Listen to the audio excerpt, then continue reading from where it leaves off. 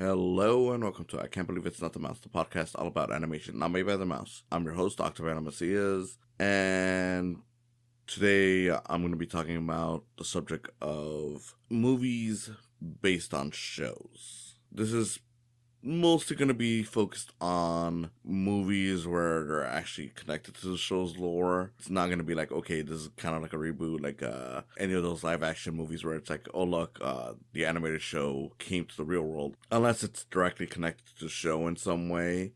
But pretty much something like the Smurfs, where it's like, okay, it's based on the show, of course, well, technically based on comics, but a lot of people know it as a show, and they came to the real world. Not focused on those. I am mostly focused on stuff like what this series started with.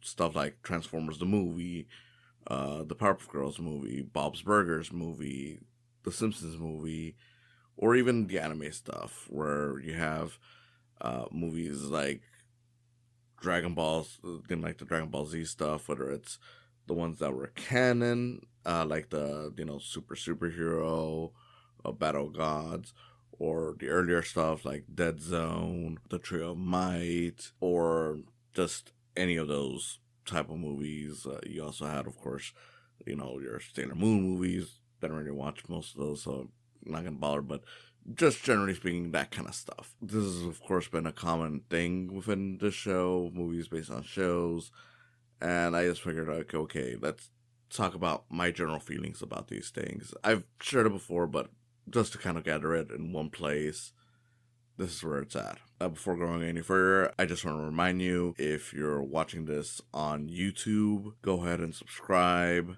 like the video, and go ahead and even give a comment. If you enjoy it a lot, ring that bell. And for those of you who are just listening to the podcast on Apple or Spotify or wherever, make sure to add this show to your list. So obviously I'm not going to be focused on a specific thing this episode, and that's perfectly fine. Generally speaking, I'm iffy when it comes to movies based on shows, because my general feeling on a lot of these is that I like having movies where anyone can jump in. I can't say that I'm against, stuff like sequels or, adaptations or anything like that.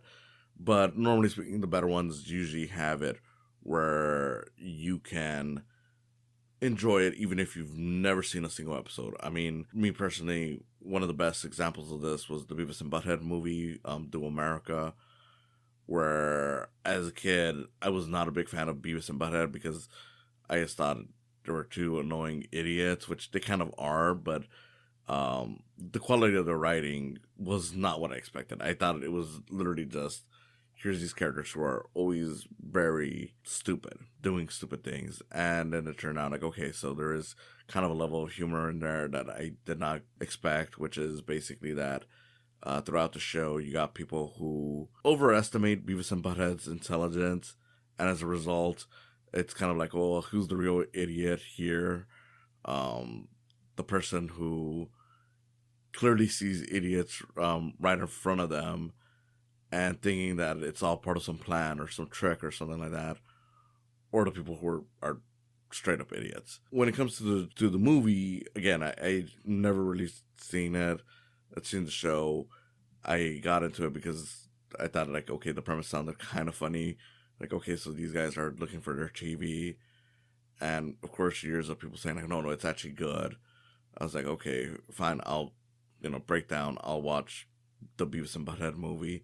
I mean, even on the cover, it had, like, 2 thumbs up from, like, Roger Ebert and, Gene Siskel, which used to mean a lot. It was one of those things where it's like, okay, I'll give it a shot. There has to be something there for people to be liking it this much. And, yeah, surprise, surprise. Even though I've never had, at that point, had never seen a single episode of Beavis and Butthead, didn't really matter. It was fully enjoyable, even if of course, I hadn't watched a single episode, because it told a clear story with characters, regardless of it. Like, it wasn't devolving into fan service the way some of these do. Of course, years later, they finally did a sequel, which was Beavis and Butthead Through the Universe. That one, I feel, still works, even if you're not a fan, but of course, it's harder to say now that I am more aware of it. But it does have a little bit more of a fan service. Like there's a bit early on where you see a few characters cameo, but it's not in your face. It's just one of those quick things where it's like, okay, if you're a fan of the show, you'll know who exactly that is that's reacting this way. In movie, it just comes off like, okay, so these are just people who I guess know them. But yeah, overall, that kind of stuff always works. And then you have stuff where it's like, okay, yeah, this is more heavily reliant on you being a fan of these things. Which I hate to say it, but it's often more on the anime side than it is on the American side or just Western side in general. Much as I enjoyed the Dragon Ball movies, especially the ones that Toriyama was actually involved with, a lot of them still have a lot of story beats where it's like, okay, if you have never watched this stuff, you're going to be a bit lost. It doesn't completely ruin it for me, but I generally just don't like it as much because it always feels like, okay, this is a little distracting. And now I have to think about, like, oh yeah, this is what happened there, this is what happened here, just so I can understand the plot line. And overall, it just ruins the whole feel of it, you know? It's like you're telling a good story, and as a result, you now have to have all these things intersecting into the story. It's not just that I had to follow the information that's being laid upon me. It's now that I have to remember information that happened years ago in a thing that I haven't watched in who knows how long, if I've watched it at all. And it's kind of like, it's almost like homework. It's distracting. It doesn't ruin it, of course. Like I said, if you're a fan of this stuff, you're gonna enjoy it enough where it's like, okay, it's fine. But I don't know. For me, it always kind of slows it down enough. I remember watching the One Piece movie. I think it was One Piece Red or something like that. I know it's one of the more recent movies where you had like the singer, and it was a very entertaining story. The singer is pretty much trying to trap a bunch of people on this island. A lot of them pirates, just to get rid of pirates from the world. There's a whole lot of drama in there. There's a lot of tragedy, lots of great music. But what ruined the experience a lot for me was that you had, like with Luffy, you had a bunch of these characters that had been introduced over the years. And fine, I'll admit that I haven't really followed One Piece since the introduction of Chopper, which I know is so long ago. But even with the characters that I already knew, it was still kind of ruined because the movie doesn't give a lot of these characters proper introductions. So it's like, okay, well, I know that these people are part of his crew, but beyond that, like, I don't know what are these characters about? Who are they? What do they do? So when they start doing things, start saying things that are a bit off, a bit weird, I just ended up feeling like, okay, what was that about? Not enough to ruin the movie, but at the same time, it was just like, okay, this is a little distracting. I don't know who this fish guy is. I guess he's part of the crew now, and then you'd get introduced to like other members of his expanded crew, because I guess over time he became like the leader of like a fleet or something like that. Look, if you're a fan of this stuff, of course I know that you'll enjoy it, but if you're coming into it just now, it's like, I don't know anything about it. And I don't know. I know some people are going to say like, well, that's kind of your problem for not knowing this stuff. But I'm like, look, when it comes to a movie, it's more widely available and it's more like, a story that's supposed to be self-contained. And if I'm still getting lost every now and then by what's going on, it just kind of hurts the experience. I shouldn't have to know like 1,000 episodes worth of knowledge, like, pretty much like character knowledge or whatever, just to enjoy this one single story. Like, it should be entertaining on its own right. And to be fair, like I said, I did enjoy the movie overall. I just feel like that much of it distracted it from being better than it could have been. Yeah, this isn't even true with stuff where I am fully aware of what's going on, where, like with the Dragon Ball, like I said again, like, because the stories have to, leave and explain, like, okay, this is what happened here, this is what happened in a few sagas, and that's kind of important to this. It just distracts from the experience, at least my experience. Like I said, I prefer when it's much more contained. I know one of the best examples of a self-contained movie based on the show is something like the Powerpuff Girls movie, but that's mostly because it's an origin story. Now, granted, a lot of origin stories still try to cram in a lot of references. The Powerpuff Girls is more restrained and does feel like, okay, if you haven't watched this, we're not basing a lot of the experience on just doing fan references, which isn't always the norm for a lot of these origin stories, like whether it's episodes or movies. But again, it's one of those things where it's like you're not guaranteed to always get that. Transformers movie, like I said, it was the first one that I did on this show. Might end up doing it again just to kind of reflect on it. That one was one where I felt like, okay, if you've never seen Transformers, it doesn't matter. There are characters that, of course, have been on the show, but again, it doesn't matter. It tells a clear story. Maybe not the greatest because it was clearly meant to sell toys, but even as I said back then, there is a lot of interesting stuff going on under the surface when it comes to that movie. Honestly, that Transformers has the tagline "More than meets the eye." It has always felt kind of appropriate because it's, on the one hand, a lot of it is very simple, surface level, stupid, BS. But whether by intention or just design of like what the idea is, these two warring factions, um, it's always felt like there's a lot of stuff that kind of goes underneath it, whether or not these people intended to have that meaning or not. Sometimes they do, sometimes they don't. In the case of that movie, they definitely did not intend it to have a sort of mature tone with in regards to how a lot of characters dying led to essentially the story about two factions who were dealing with the loss of their leaders in different ways.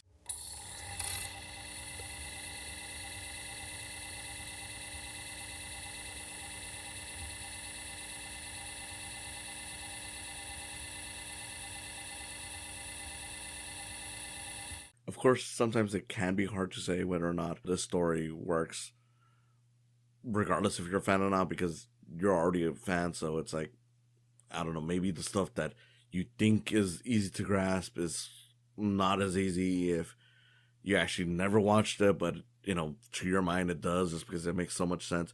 Which is the case for something like the Simpsons movie, where on the one hand, I think the movie is funny enough and tells its own story just enough for it to float by if you've never seen the show at all. But then again, there are some jokes that are a bit fan servicey, some character interactions that are built on that kind of stuff where it's kind of like, I don't know. I don't think it's a problem, but at the same time, maybe it's only because I've already, been so into the show that I already know the relationships that these characters have, and the personalities that these characters have. So it's like, okay, it makes sense for them to be like this. Like, you know, I don't know, does not being a fan of the show make it easy to grasp that Mr. Burns is a horrible person, or will it just be weird that this person who has all this power in this situation is not willing to share it out? Like, of course there are mean people that exist out there, but given the situation, you still kind of,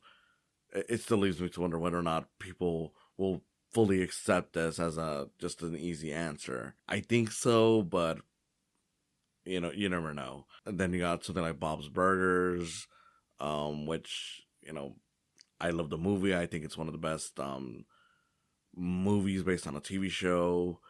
Uh, I feel it's very easy to grasp if you're not a fan of the show, but then again, you know, you get those moments where it's like, okay, maybe this is something that is only easy to grasp because I've already seen the show enough so that it's fine. Like, you have at some point the kids basically interacting with one of the carnies, who they've met on the show numerous times. Does something like that make sense to the audience that haven't seen this show? Or are they going to be like, okay, so how do they now just suddenly know someone from there? And why one specific person?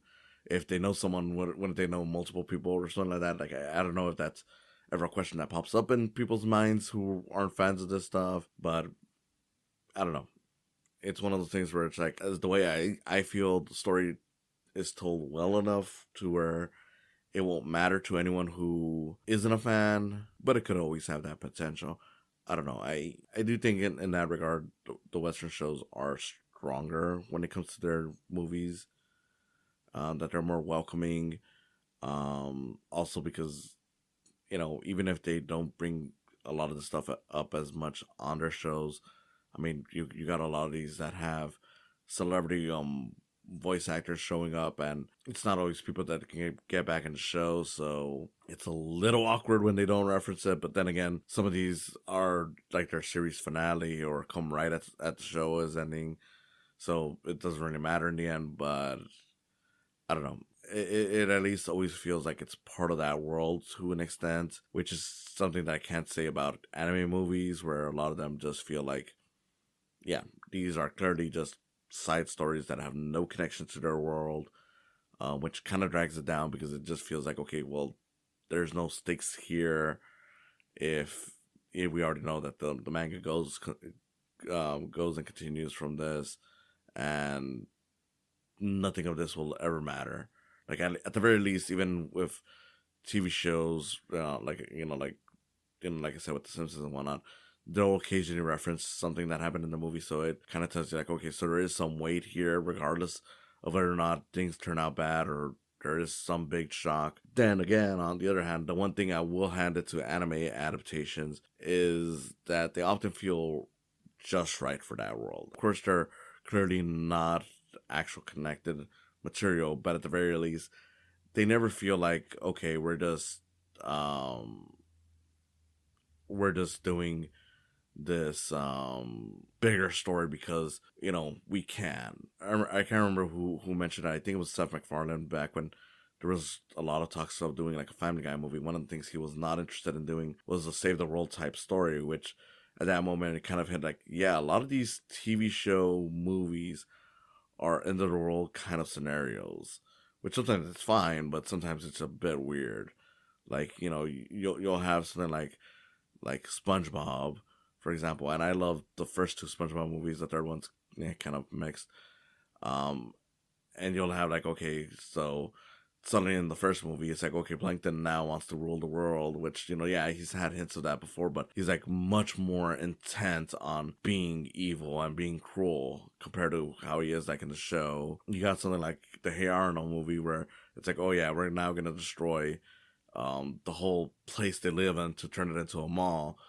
And it's like, where's all this type of story coming from? Like, it's not too out there, but at the same time, it always feels like we're doing this, like that's our only way to elevate the stakes, is just to create the scenario where the world is ending, or their world, like pretty much their town or whatever, is coming to a close. Which is one of the reasons why I like something like the Bob's Burgers movie, where the plot line is really just like, okay, well, the family just needs to find some way to pay the rent at the end of the month.